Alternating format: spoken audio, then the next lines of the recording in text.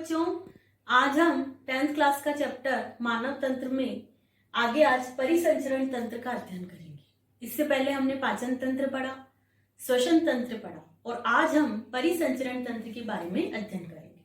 बच्चों, सबसे पहले आपको ये जानना जरूरी है कि परिसंचरण तंत्र क्या होता है, क्या इसका अर्थ है।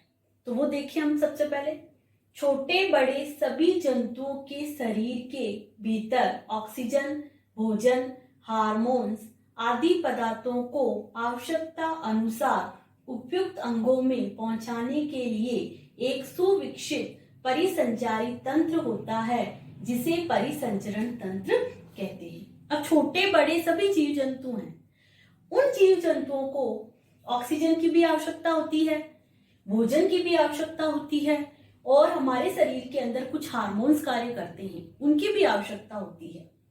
उन सभी पदार्थों को जहां उनकी आवश्यकता है उन अंगों तक जो पहुंचाने का कार्य करता है वह कौन करता है? परिसंचरण तंत्र करता है। इसका मतलब ये वापस मैं आपको समझा रही हूं, बच्चों अच्छे से समझना। छोटे बड़े सभी जंतुओं के शरीर के भीतर ऑक्सीजन, भोजन, हार्मोन्स आदि पदार्थों को आवश्यकता अनुसार उपयुक्त अंगों में पहुंचाने के लिए एक सुविकसित परिसंचारी तंत्र होता है जिसे परिसंचरण तंत्र कहते हैं। परिसंचरण तंत्र को दो भागों में विभाजित किया गया है, रुधिर तंत्र और लसिका तंत्र। रुधिर तंत्र में हृदय, रक्त और रक्तवाहिनियां शामिल होती है। इसके अलावा परिसंचरण तंत्र 2 टाइप के होते हैं, खुला परिसंचरण तंत्र और बंद परिसंचरण तंत्र। मैं एक लाइन में आपको बता देती हूँ कि खुला परिसंचरण तंत्र जो है जिसमें वाहिनियां नहीं पाई जाती है, ओपन प्रकार का होता है और ये इसमें वाहिनियां पाई जाती है और ये क्लोज्ड प्रकार का होता है। ओपन प्रकार के में जो रक्त होता है खुले प्रकार में बहता है वो होता है कॉकरोच के अंदर, और मनुष्य के अंदर ब्लड जो होता है वो वाहिनियों के अंदर प्रवाहित होता है, तो बंद परिसंचरण तंत्र पाया जाता है। तो अब रुधिर तंत्र की बात करें सर्वप्रथम तो हम लेते हैं रक्त। बच्चों, रक्त के बारे में हम आप पहले जानते हैं कि रक्त क्या होता है। एक उत्तक है। कैसा उत्तक है? संयोजी उत्तक है। उत्तक कई प्रकार के होते हैं। कोशिकाओं का एक समूह, जो एक समूह मिलकर एक प्रकार का कार्य करे वो उत्तक होता है। तो उत्तक जो होता है वो इस कैसा संयोजी उत्तक है? संयोजी उत्तक है। कैसा है? तरल संयोजी उत्तक। रक्त एक प्रकार का तरल संयोजी उत्तक है। इसका कार्य क्या है? मनुष्य व अन्य जंतुओं में आवश्यक पोषक तत्व व ऑक्सीजन को सेल में तथा सेल से उपापचय अपशिष्ट उत्पादों व CO2 को परिवहन करता है। मतलब ब्लड क्या कार्य करता है?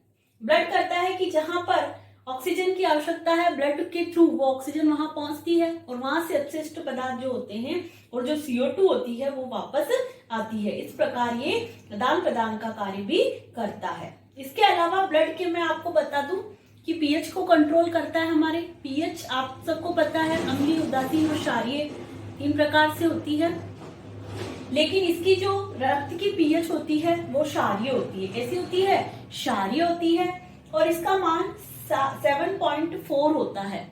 आपको पता है पीएच स्केल में 14 मान होते हैं जिसमें 7 से ऊपर अम्लीय और 7 से नीचे क्षारीय होते हैं, तो इसका मान 7.4 होता है, यानी कि ये क्षारीय होता है। इसके अलावा ब्लड जो होता है कई प्रकार की उपापचय क्रियाओं को भी कंट्रोल करता है। CO2 के आदान प्रदान में भी सहायक होता है, पोषक तत्वों के आदान प्रदान में भी सहायक होता है। ठीक है। इसका निर्माण कहाँ होता है? इसका निर्माण लाल अस्थि मज्जा में होता है और जब गुणावस्था होती है तो इसका निर्माण पीला में होता है। एक सामान्य व्यक्ति के अंदर रक्त 5 लीटर तक होता है। अब जो रक्त जो होता है उसके 2 भाग होते हैं, एक होता है द्रव्य भाग और एक होता है ठोस भाग। जो द्रव्य भाग होता है वो प्लाज्मा होता है जिसमें 95% तक जल होता है, बाकी जितने भी % बचेंगे वो कार्बनिक और अकार्बनिक पदार्थ इसके अंदर पाए जाते हैं। और अब आगे देखते हैं बच्चों। हाँ, तो आगे अपन रुधिर सेल की बात करें तो टाइप्स ऑफ रुधिर सेल की बात करें तो ये 3 प्रकार की होती है, RBC, WBC और प्लेटलेट्स जिसे बिंबाणु कहा जाता है। आरबीसी जिसकी फुल फॉर्म है लाल रुधिर कोशिकाएं, डब्ल्यूबीसी जिसकी फुल फॉर्म है श्वेत रुधिर कोशिकाएं, और प्लेटलेट्स जिसे कहते हैं बिंबाणु। आरबीसी ये कुल रक्त का 99% भाग होती है। कितने परसेंट भाग होती है? 99% भाग होती है।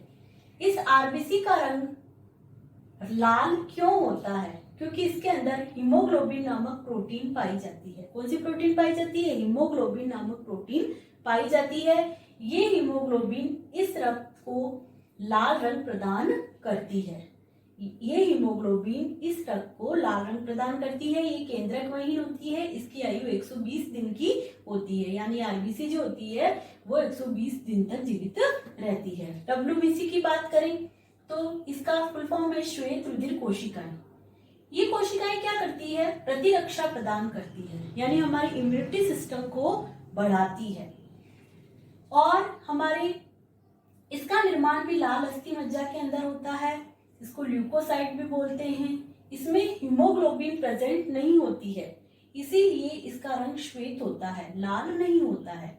इसके अंदर दो प्रकार की सेल पाई जाती है, एक ग्रेनुलोसाइट और एक एग्रेनुलोसाइट कहते हैं। ग्रेनुलोसाइट जिसके अंदर 3 प्रकार की सेल्स होती है, न्यूट्रोफिल, इओसिनोफिल और बेसोफिल। ये नाम आपको याद रखने हैं। न्यूट्रोफिल के अंदर सबसे अधिक पाई जाने वाली ये जो सेल्स होती है। उसके अलावा एग्रेनुलोसाइट जिसके अंदर 2 प्रकार की सेल आती है, लिम्फोसाइट और मोनोसाइट। तो लिम्फोसाइट के अंदर बी लिम्फोसाइट, टी लिम्फोसाइट और प्राकृतिक मारक सेल के बारे में पढ़ते हैं। बी लिम्फोसाइट जो होती है वो प्रतिरक्षा प्रदान करने वाली प्राथमिक सेल होती है, और टी लिम्फोसाइट भी जिसे मां भक्षक सेल भी कहा जाता है, और ये भी क्या करती है? मां भक्षक सेल का ही कार्य करती है। मोनोसाइट ये प्राकृतिक मारक सेल। अब बच्चों इन सब का आपको नाम याद रखना है, क्योंकि आपकी सिलेबस में इतना ही है कि आप इसके नाम को याद रखें कि भाई ग्रेनुलोसाइट कितने प्रकार की होती है और एग्रेनुलोसाइट कितने प्रकार की होती है, और ये दोनों पार्ट किसका पार्ट है? डब्ल्यूबीसी का। और बिंबाणु की बात करें तो बिंबाणु को थ्रोम्बोसाइट कहा जाता है। ये जब रक्त का थक्का कहीं हमने लग जाती है तो ब्लड बहने लगता है, उस समय रक्त का थक्का जमाने में ये हेल्प करती है। ये 3 लाख प्रति घन mm होती है। इसका जीवन मात्र 10 दिन का होता है। ये भी केंद्रक वहीन होती है, और इसका कार्य क्या होता है? थक्का जमाने में मदद करना। इस प्रकार हमने ब्लड के बारे में पढ़ा।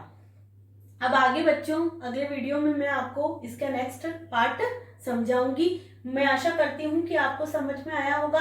आप अपनी कॉपी के अंदर ये होमवर्क करें कि ब्लड सेल्स जो होती है वो कितने टाइप की होती है, और उसकी आयु और उनके अंदर प्रेजेंट केंद्रक और प्रोटीन और कुल मात्रा इसके बारे में लिखें। धन्यवाद।